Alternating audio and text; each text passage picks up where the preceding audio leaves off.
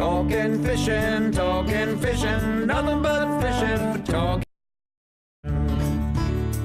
If it's facts about fishing that you want to know, then tune in, folks, cause this is the show. We'll show you all the right bait to use, so sit right back, you got nothing to lose. Doesn't really matter if it's trout or carp, flathead, marlin or a gummy shark. Listen to the guys and you can't go wrong. They'll be talking about fishing till the cows come home. Talking fishing, nothing but fishing, we're talking fishing. And welcome everyone to Talking Fishing, a big show coming your way tonight. Great weather, great fishing and plenty to talk about. And a big thank you to all of you that have sent in your feedback and questions for tonight's show. We hope to cover all of them, as tonight we're joined by the Minister for Agriculture and Regional Development, who has the responsibility for fishing in her portfolio. Jaala Pulford, welcome to Talking Fishing. Thanks, David. It's good to be here. Great to have you on the couch. And if you went back just pre-election, we had Jacinta Allen sitting in the exact same spot telling us all about your policy. So tonight we're talking a little bit about some of the things you've already delivered and some of the things you're going to deliver over the next 4 years and hopefully beyond, because I reckon you might do a good job. Adam and Trelly, welcome to you guys too. Thanks, Dave. Nice warm weather, boys. Plenty of fish. Yeah, it's pretty good, isn't it? Fishing's been great.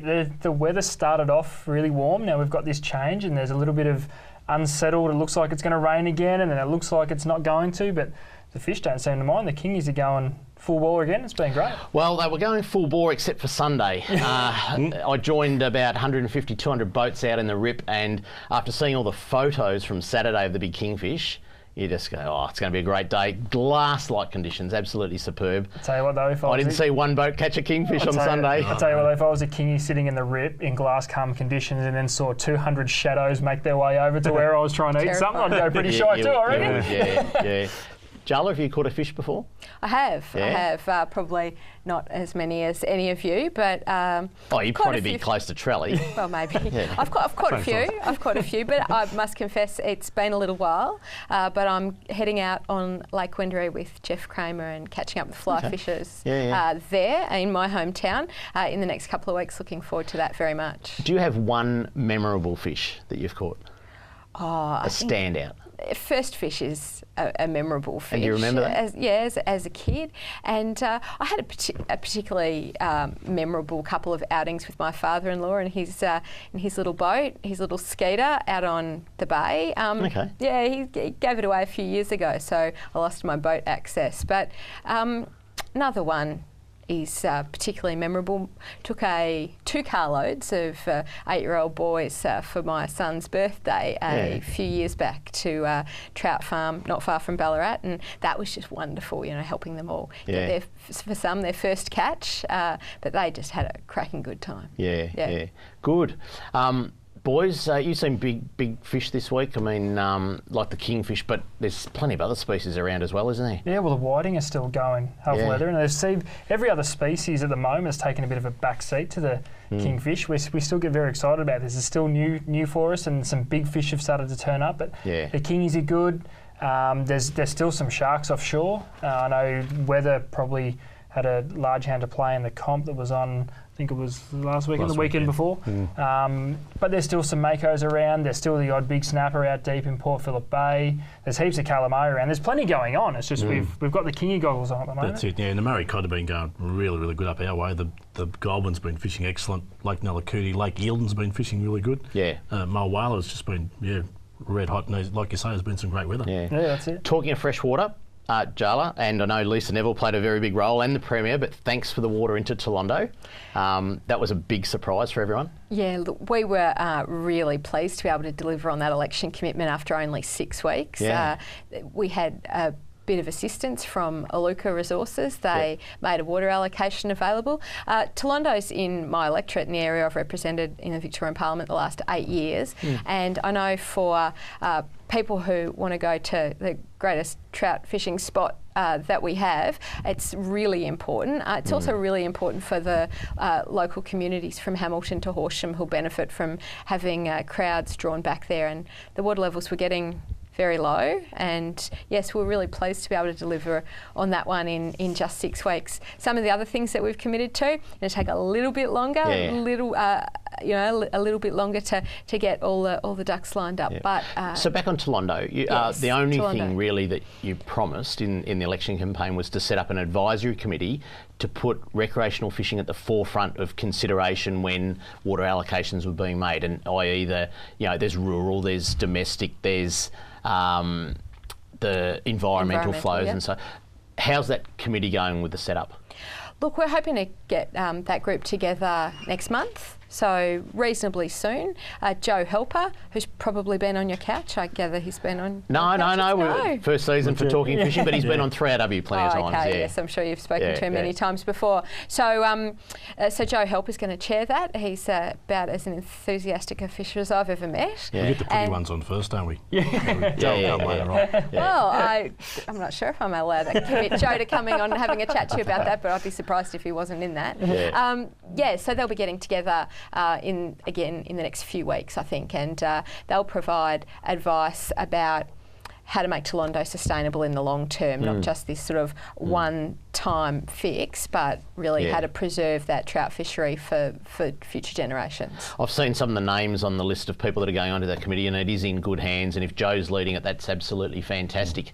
I think the big thing is, though, that no one's setting out to solve a drought. If there's drought, then that's the way it is, and there's no water. So, talking about water, there's been some great fish caught, and let's have a look at some of the catches of the week. First up, Griffin Spearings, a King George whiting from the Middle Spit, a 40 centimetre model, and he got a few. Young fellow, and I believe he's actually been allowed to stay up this late to have a look at his photo on TV. So, Griffin, well done, an absolutely cracker.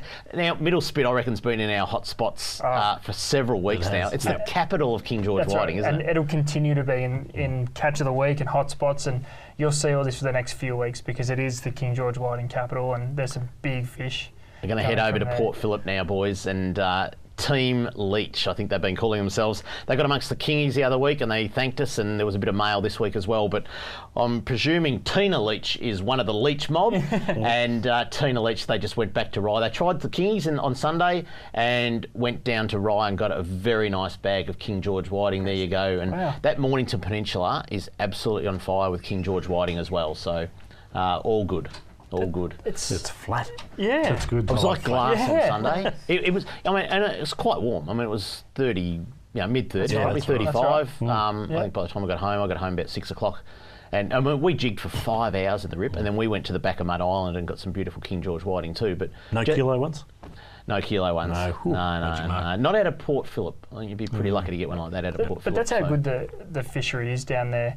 Everyone's, again, as like I said before, we've got the kingfish goggles on and everyone's really banking everything on getting a kingy, but duck behind Mud Island on the way in, get yourself a nice feed of whiting. You can stop for a drop on the edge of the channels there, get yourself a gummy shark. There's been plenty of them around. There's lots to do. There is. Yeah, don't put all your eggs in one basket. Talk about a feed of whiting. I had tea last night and for lunch today. So let's move on. Glenn Corey, a lovely 70 centimetre flathead offshore from Kilcunda. He got a nice bag of flathead too, offshore from Kilcunda, just drifting, and 70 centimetres, you don't complain about that. Solid, isn't he? A couple of fillets in beer batter would go down well, I reckon. I can say with great confidence I've never caught anything like that.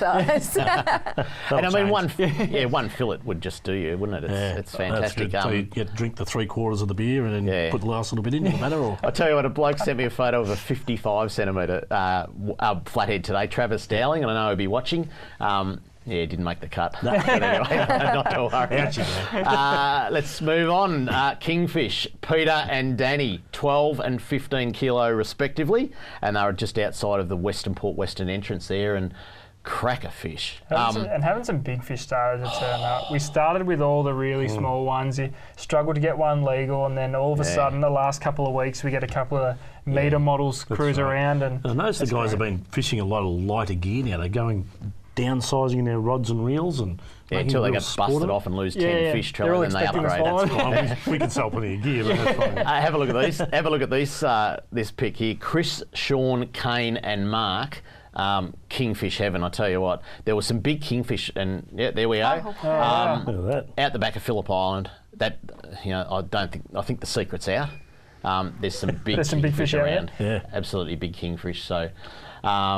So they've done well. And last but not least, young Georgia Burnett. I'll say Burnett. because I don't think it's bonnet. A lovely 99 centimetre gummy shark. She was out with her dad and out in Western Port as well. Lovely gummy. So plenty of gummies. And I tell you what, that's not by far the biggest gummy. It wasn't the biggest gummy by far. There were some good gummies. Can't have them all on. Can't have Travis Dowlings. Plenty of fish. And if you'd like to send in a pic of your catch of the week, this is what you have to do. If you want to be like me and have your photo on TV, email your fishing pic to info@ifish.com.au. And coming up on Talking Fishing, product of the week, and we continue to chat with the Minister responsible for fisheries, Jaala Pulford, right after this. Talking fishing. Talking fishing, talking fishing, nothing but fishing, we're talking fishing. And welcome back to Talking Fishing. Just before we get on to product of the week, don't forget you can keep up to date with our official Facebook page, Catch of the Week, Hotspots and much more. Don't forget to like us, and to make sure you're on the right page, just go to our website at talkingfishing.com.au, click on the links to Facebook and Twitter, and you can join in the conversation tonight by sending your questions and comments on Twitter using the hashtag on your screen now. You might like to ask Jaala a question. If you've got something that you'd like to ask, put it up, we'll ask it, and we'll get into that very, very shortly. But boys and girls, product of the week. Jaala, you're holding the first one. Do you want to tell us all about the product of the week? Fisherman's bucket list. Yeah, There you go. And I'm going to read the front there. 50 fish to catch before your last cast. Yeah. That's right. I mean, unfortunately, we cannot fish every day of the week. No. As much as we'd love to, with weather and trying to look after Trelly. Jobs. Jobs. That's it. Family. Yeah. This is a fun book, and if you've never seen the book, go in and have a look at all your good retailers and that. It actually gives you 50 species, and in there's a little section for writing the date you caught it, where you were, how big it was, how many beers you drank, if you catch a trelly and things like that. It's almost like a fishing diary for 50 species. Yeah, that's Just right. go and catch one. That's right, and I think this is why this book is so interesting. It's interactive. It gives you a few little tips and everything on where you can catch each individual species. Yeah. Then you fill in all your information. There's a little spot there for a photo, and you can work through the 50 species at your own leisure and tick them off the bucket list as you go, just to keep you going, to keep you motivated. There you go. So great good gift book. ideas. Beautiful book. Well presented. Beautiful book. They do well over Christmas, don't they? But it's just something that if you've got the next 20 years to spend and you want to try and catch 50 species, it's just a little gimmick to help you identify and record when you catch them. So what's next? Trelly. Sea fishes of southern Australia. Now, I'm just looking in this one here. It's about 170 pages, and I'm looking there. There's about 114 pages, and I think each one of those pages has got at least 10 fish on it. So There's a lot of fish in there. there's a lot of fish. That's right. Yeah. So Charlie, I reckon there's a few different species books out. That's got to be one of the best. It's a must-have on the boat. I keep one of those on the boat all the time. yeah, and just for a guys like must-have. me, who it's either in the boat in the barbie or it's out the boat or in the belly bucket, Yeah. you can actually see what you got. And it's so important, Charlie, if you're fishing the Murray River and you've just caught a marlin and you want to check if it's a striped, a blue or a black, open the book and have a look. And you go, wow, that's ugly. That's got to be a mother-in-law fish. I'm glad you brought Mary in tonight. She's watching that too. So next up, Gracious. baits, rigs and lures for Victorian fishing. Now, this is just the simple book if you want to know how to tie a rig or Exactly, whatever. and I think that's why it's one of the more popular books on the shelf, Dave. I think you hit the nail on the head. It's simple. It gives you plenty of information about Western Port, but makes it very easy to understand. We get a bit carried away sometimes. We love what we do and we work in it 7 days a week, and sometimes we get a little bit too technical. We get carried away with all the ins and outs. Yep. This keeps it simple. So it's very easy to follow. It gives you all the tips and tricks on how to bait, rig and target all your favourite species in Victoria. It's the book I need. There you go, mate. Merry Christmas. And lucky last. Lucky what have we last, the fishing guide to Western Port. This was written and composed by Paul Worstling a little while ago, and the big draw card for this book is not only have you got maps of everywhere and where you can fish and how to get there, it's also got 120 plus GPS marks. Yeah. So if you, And they're real. So if you go in there, Exactly. there's GPS marks by some very, very good fishermen in That's- there. And that's they're right. giving away a few of their spots. a lot of charter boats contributed to this. Yep. Paul Worstling himself put some of his favourite marks in there. A few of the staff over the years from from both stores have contributed as well. There is lots. The GPS for the Vic market. There's. I wish I didn't open it to that page. I tell you what, Charlie. But a great book to have, and very handy to have in the boat as well, because there's nothing worse than having your plan. You go to spot A, nothing, spot B, nothing, and then you're done. You're not sure where to go. It's a great reference. Just do a special mention, because I think Bill Classen's sitting on the couch watching this from AFN TV, and he's just having a heart attack going, "Oh, we haven't quite finished the reprint, Bill. Come on. It's been out of stock for months and you need to reprint it." We wanted to have it on the show tonight to give you a hurry up, and AFN, you need to get on and get that reprint happening. So that's good. The books aren't just books on fishing. That's the point I guess we wanted to make tonight, is that there's some really, really good things out there that help your fishing, help you record your fishing, and just make it a bit of a fun. And use them to refresh your memory. There's so many ways that you can get information these days. This keeps it simple. There's plenty of pictures and photography to get you excited, as well as learning about what's going on. I think you can't forget about written literature, I don't think. And they're nearly all waterproof there, so you can throw them in the boat. Exactly. Yeah. Give a bit of spray on them, they're fine. I think Jaala's going to take home the bucket list and fill out one page. This is one for the pool room rather than the boat, I think. It's a really beautiful book. You get home and no, it's a good book. All right, let's talk some more fishing. Yes. Jaala, so we talked about Tolondo. Great that it was delivered in 6 weeks and so forth. Are there any other projects or initiatives that you say we're just getting on doing it and they'll be done in a few weeks' time or a month's time or whatever? Oh, we're making some good progress on Barramundi in the Hazelwood Ponding. Shh, don't tell everyone. That's exciting. That's exciting. We're not meant to tell everyone about that one. Really? It's so good. That is going to change Victoria. It is. Yes, and it's going to, for people who would spend a lot of money travelling north, it's going to be great to be able to do it close to the home. Don't tell the Northern Territory government either. Big secret. So people are going to travel from South Australia, Tassie, New South Wales to go Barramundi fishing in Victoria, and you're saying it's going to happen? Yep, we're really confident we can deliver on this, and we've been working hard on this. It's just going to be wonderful for the area, and wonderful for people who just want to take advantage of that opportunity. I can imagine the people at home. Yes, what they very say? exciting. They said Barramundi and Hazelwood. Yeah, no, that's right. We said Barramundi. and we talked about it a bit before the election, but yes, to the extent it was a secret, I've just blown the lid off it. You have? Yeah. I thought that'd be a 2-3 years down the track or something. We're keen to deliver on all the commitments. It's a big long list. $35 million, lots to do. As you said, credit to my predecessor Jacinda Allen, who did so much work developing the policy, and to Daniel Andrews, who's he's a champion too, isn't he? An absolute champion of this policy. He loved Tolondo, and he speaks about it incredibly fondly. I get the fortunate job of actually implementing the policy. So, we've got a couple of things to do that'll be a little bit Anything else that difficult. you're nearly ready to do? Oh, look, I think there are a number. We're starting work on Statutory Authority, Fisheries Victoria. On all of the initiatives, we're putting together the specs for grants for fishing clubs. Lots to do, and would just love to have the opportunity to come and report on it from time to time. Yeah, I thought I was busy. Yeah. Wow.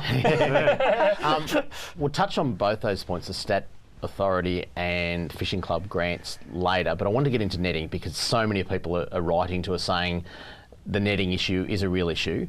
I actually made a few notes about that, and I guess one of my first questions is, how are you providing a clear and structured exit strategy for commercial netters? Because I noticed in the Age today, there's a big story saying commercial fishing in Port Phillip Bay is sustainable. And if you have been following our campaign, the fact is this is not about sustainability. Science will say that the fishery in Port Phillip Bay is sustainable. This is about the social and economic benefit of recreational fishing and what it does to people's lives, how recreational fishing has grown, and that might not be great news to the 43 netters, but it's the way it is, and it's the same as, the guys at Ford would love to work and make Fords in Australia for the rest of their lives, but life changes and so be it. So how are you providing that exit strategy for the commercials? Where's that going? So what I'd say at the start is that our policy all comes under sort of headline target 1 million. So 700,000 people participating in rec fishing in Victoria. We want to grow that, and we want to grow it a lot. So one aspect of this, and when I said, some some of these policies will be a little easier to deliver on than others. This is quite a complex reform, but to phase out commercial netting in Port Phillip and Corio Bays. Now, we reckon this will take a few dollars and a few years. So we've talked about $20 million over 8 years. And for those businesses, 43 of them, this is a big change. Yeah. And so we want to be respectful about it. The big article in The Age today talking about how it's not necessary and how they don't like our plan. We're going to deliver on each and every one of our election commitments under the Target 1 million banner, this one included. But we need to work with those people who are affected by this, because this is a big change for some of them. Yep. Some of them have been in this type of work for generations, and so I'll be sitting down with them before too long and talking to them about how we plan to approach this. So we'll be reasonable about it, we'll be decent about it, but we'll be delivering on the commitment to ban it. Yep. Now, a lot of people are really anxious to see the netting gone from the bay. And on the Corio side down there, we get a lot of reports back of, especially this time of year coming up to Easter, we're looking at a lot of recreational fishing, or fishermen going down there fishing, taking the kids over Easter, but we're finding it increasingly difficult to catch fish down there in that period leading up to Easter. Is there a plan to actually stop the netting before Easter or anything like that, to give it that break for recreational I guess fishing? you're probably talking about a temporary ban, because last year the netters actually stopped netting during the Easter period. Yep. I guess there's been a few questions asked about, is there a chance of stopping it leading into Easter to give a bit of a break to recreational fishing and to the people that spend their hard-earned cash going down the Bellarine Peninsula and places like that? Yeah, look, we've got a lot of reforms to support growth in rec fishing.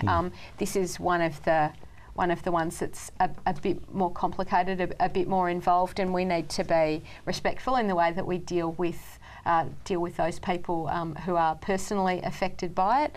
So this is this is not one we're going to be able to knock off by Easter, but we will be delivering on it, and we will do so in a way that's reasonable for the people that are affected. But rec fishers can be confident that we're gonna end the netting, commercial netting in the bay. Yeah.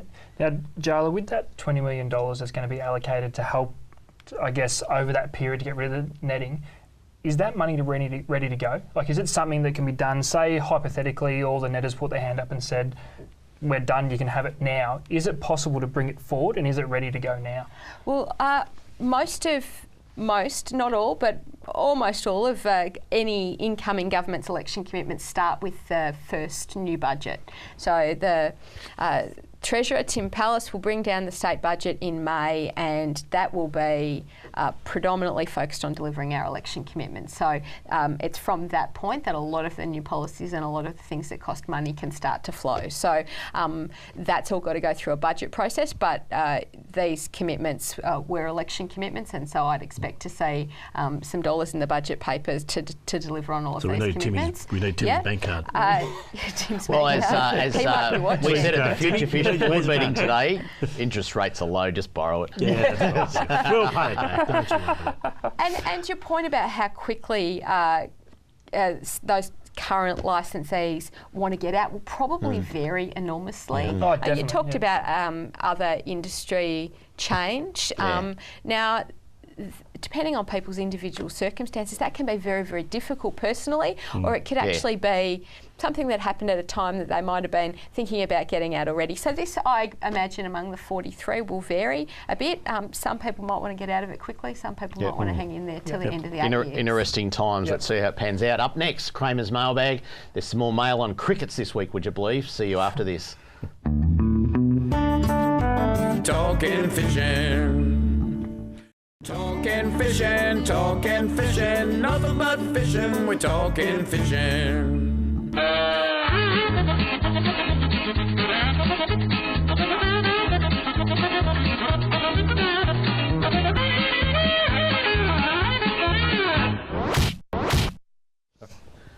And welcome back to Talking Fishing. Kramer's Mailbag.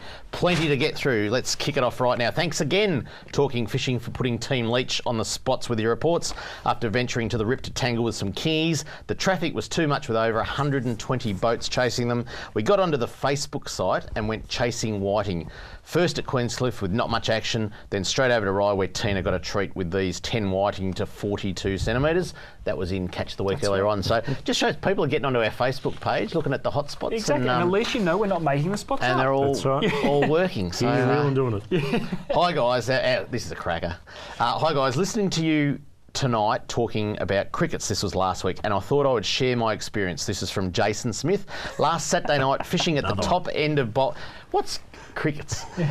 You started it. It was fishing at the top end of Bolton's Channel, and I was waiting for the moon to rise at approximately 10:30 p.m. Turned on the deck lights to check and re-rig baits, and I was hit in the back of the head by something. Probably Trelly throwing you something. Jiminy. Thought it must have been a sandfly. 10 seconds later, something flew about 10 centimetres in front of my face. Couldn't identify it. I then got hit in the back of my head again, finished baiting up, and sat back in my chair waiting for a bite, still with the deck lights on. Rod went off, and as I was reeling in a 60 centimetre gummy, I got hit in the head again. I swatted this hit and found a cricket on the deck. Kept the lights on. I had about 24 crickets flying to the boat. They landed and took off over a period of 10 minutes. Question: are they any good for saltwater fishing? We had a good strike. No. Yeah, I know. After all that, no. Looks as though crickets watch Talking Fishing. It's a great Crickets. question. We though. got all these questions about crickets. Do you know where they go in winter? Probably not. No. No. We've been asking for weeks and we still don't know. We're not going there. We're not going there. Queensland. This is Don Newman. Donnie celebrated his 96th birthday last Happy week. birthday, Don. Now, birthday, Don. talking about birthdays, now, Jaala, you've just had a birthday, have you? Yes, another A couple one. of days ago. Sorry? A couple of days ago? Yes. Happy birthday. Happy birthday. thanks. Yeah, Very good. There you go. See, you I go. keep up with the You stuff, are. you know. Yeah. That's what I do. Trelly. Hi, David. A reminder that entries for the Whiting Challenge are due on the Wednesday, the 18th of Feb, which is tomorrow.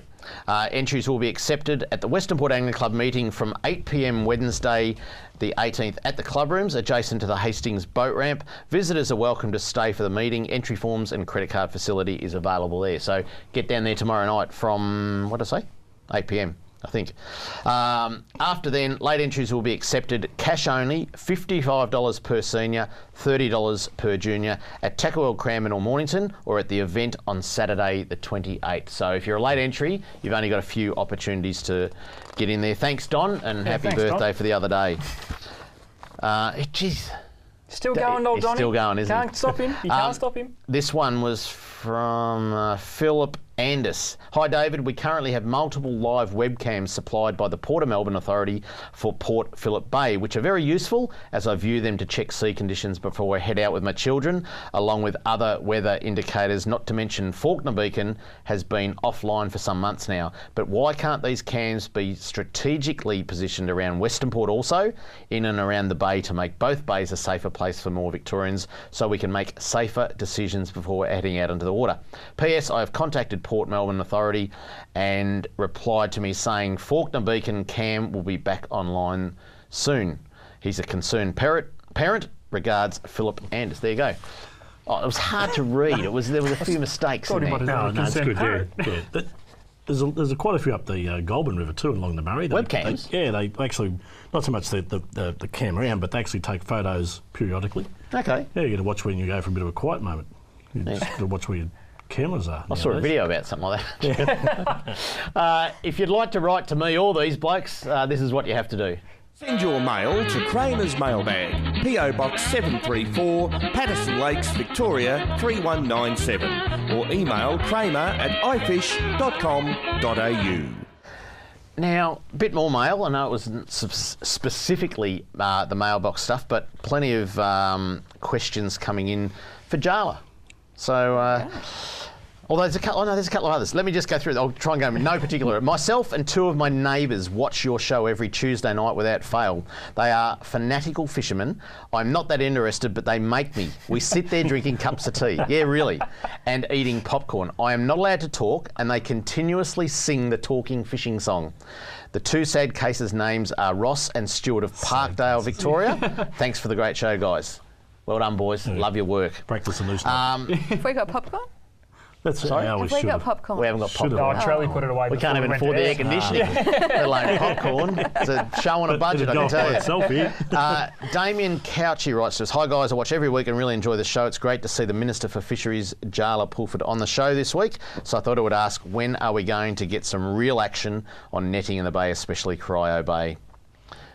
You don't need to answer. Yeah, that. well, I'm just gonna read them out. we covered that. Yeah. Had a bit of a go at that before, but Yeah. you know, we're serious about it. We're going to get it done. Mladen Strojanovic, agree with Damien above. The key question is, when will Cryo and Port Phillip Bay become net-free? Cryo Bay in particular is currently being absolutely smashed.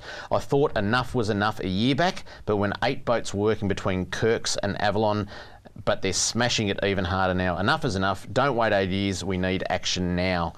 Couple of other comments. More ramps around the state. Pete Smith used to be a presenter in the Ernie Sigley era, I think. I'd like to ask Jaala, will she restaff Maffrey, which I think it was called Maffrey about 35 years ago. That's down at Queenscliff. And Fund Research, formerly 100 plus staff doing world-class research, now 12. They are the guys who have the answers or can find the answers to maintaining a fishery.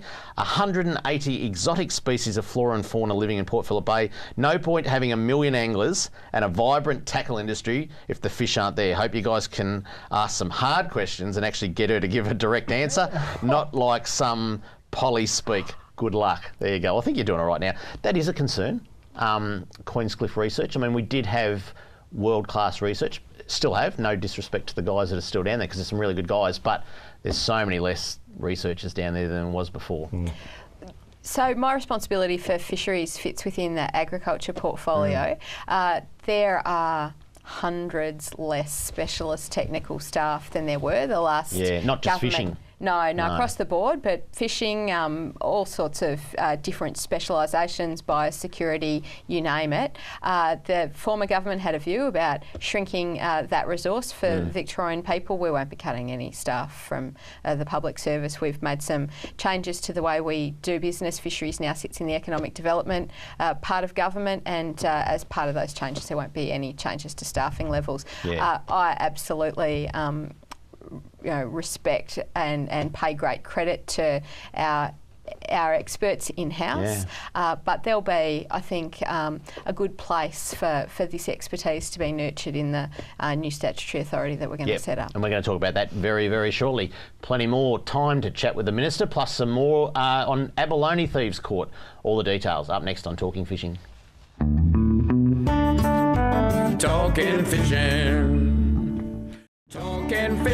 Talking fishing, nothing but fishing, we're talking fishing. And welcome back to Talking Fishing. Joining us tonight, Jaala Pulford, the Minister for Agriculture and Regional Development. That's right. I got that right. And fisheries just fits into there nicely. And thanks for joining us on the couch. Really appreciate your time for coming in. And I know you've been up in Mildura all day, talking trains and what it does for the economy and all that sort of stuff up that way. Had a pretty early start.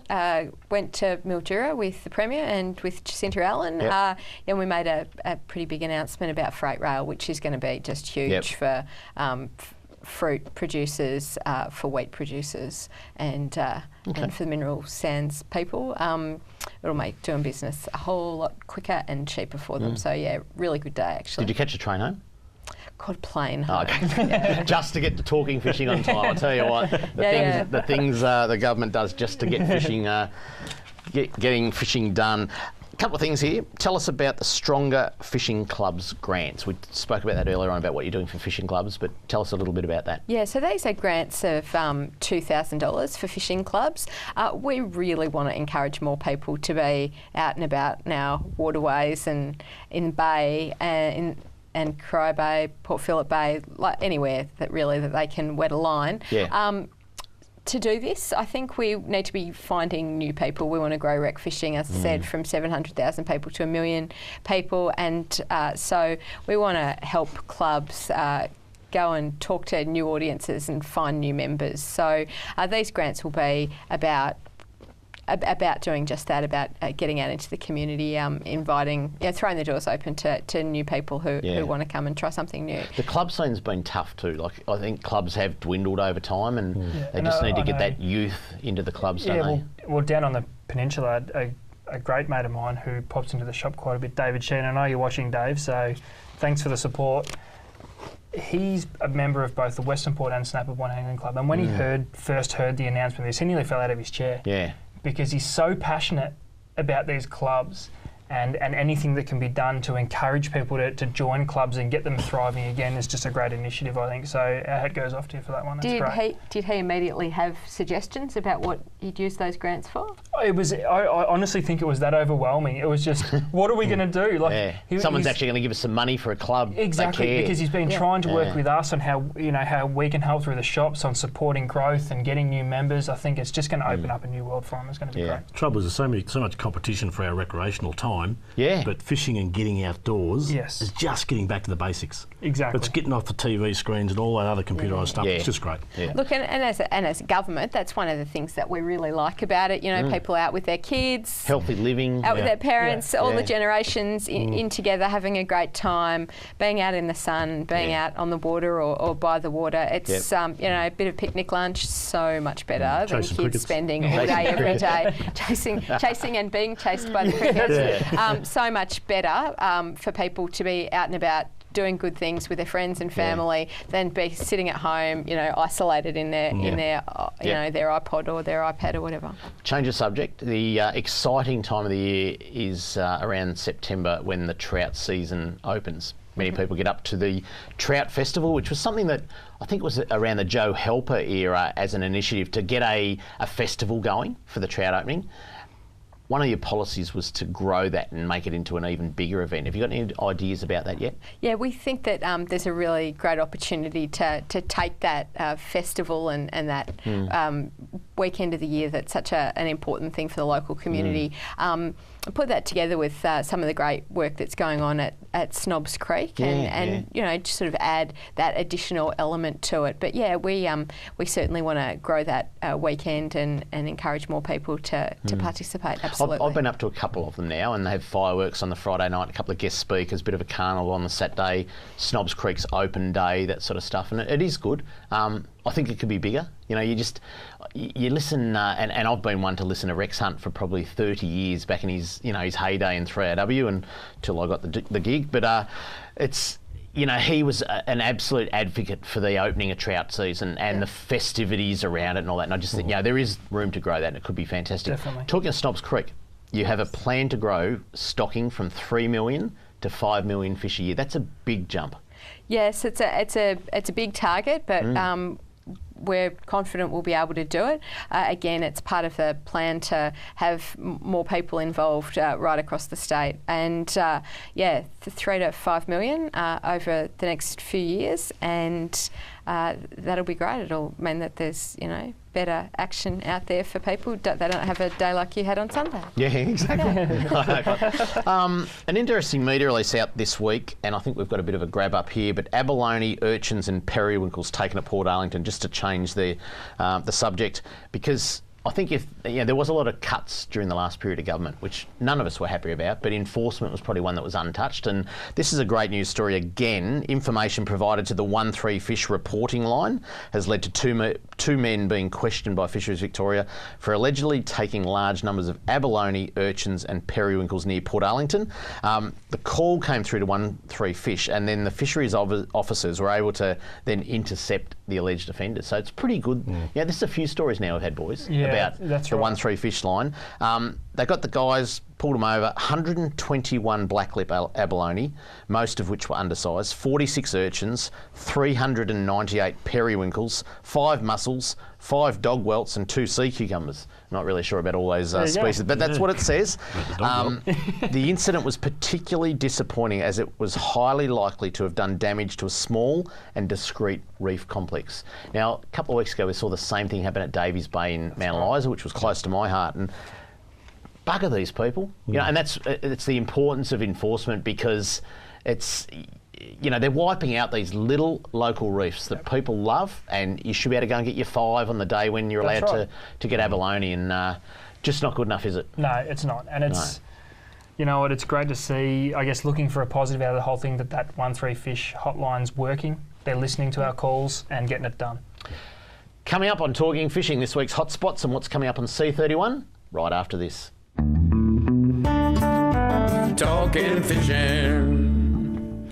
Talking fishing, nothing but fishing, we're talking fishing. Hello, Richie Minnow here. It's now time for this week's Fishing Hotspots on Talking Fishing. Marvellous. Do you guys see that Richie Minnow's got his own Facebook page now? Oh yeah, don't worry He's about got Richie. 3 likes or something? Yeah, or? don't worry about Richie. Yeah, 3 sharks and a guppy. Won't be three Richie below. Minnow has got his own. People at home, have a look. Richie Minnow has got his own Facebook page and plenty of tips for fishing, I can tell you. We're actually going to get a cricket update, but there's no cricket on tonight. So next week, Richie Minnow is giving us a cricket There we update. go. Marvellous, that. Let's get on to the hotspots. We're going to fly through these. Simmons Channel, first up. I fished there on the weekend after I gave up jigging and did my hernia again and all that sort of stuff. Not going too good, but anyway. Getting too old. Simmons Channel, some fantastic King George whiting. I only ever fish it on the run-out tide. I don't know why. It's just the way it is, but great little spot there, the Simmons Channel. Nice. Some good fish, 40 centimetres plus the rip. The rip. We can't go past the rip. No. I know there's a lot And of no one boats did down go there. past the rip last weekend. No. Look, the good thing is, Boats are this is actually. I mean, there was more boats there than Montague Island. I'm Yeah. a traditionalist at Montague Island, but it's just a great fishery. And when when they're biting, It's just a Sure. great fishery. People are enjoying it. A lot of newcomers to the yellowtail kingfish, and who knows? This could be back to the 50s days, where those kingfish make a massive return Yep, and it's looking that big way. fish, and it is sensational for Victoria. The Grammar School Lagoon, Trelly, where's that? It's just behind the grammar school in Geelong. Really? In a cryo bay, and it's just that little lagoon off the some north beautiful end of it, pinkies up to 40 centimetres, a really good hot spot for Yeah, it's been pinkies at fishing the well. moment. A lot of guys get in there with a kayak, fish around some of the piers and stuff like that. Sounds And interesting. yeah, really, it's sort of right up the top end of Cryo Bay there, and fantastic fishing. The middle spit is the King George whiting capital of Victoria. Just fish after fish, and it's just a Yep. great spot to fish, isn't it? And lock that in for the whiting challenge. I'd be starting off Yeah. and getting a bag there, and then looking So at the that whiting rating. challenge is not this weekend. Next, the but entries next. close Yeah, this week. 27th and 1st. What's the date today? No, it must be. Yeah, not this weekend, but Yeah, the next. one Yeah, after. I'm Yeah, getting yeah. a bit confused. So it'll be packed, won't it? The middle Pre-fish spit. the middle So spit. Looking for the kilo. sorry for those people that didn't want us to give too much away, but out the back of Mud Island, out the back of Phillip Island somewhere, there is some good kingfish. That's right. If you don't want to deal with 150 other boats, have a look around there. Yeah. Live bait. I know we had a Yeah, tweet I'd just say. before. Where do you get live bait? The mussel farms in Port Phillip Bay, and there's plenty of places in Western Yeah, Port. that's If you get right. out early, you'll see the boats all congregating with their little sabiki jigs and so forth. So that's the place to go.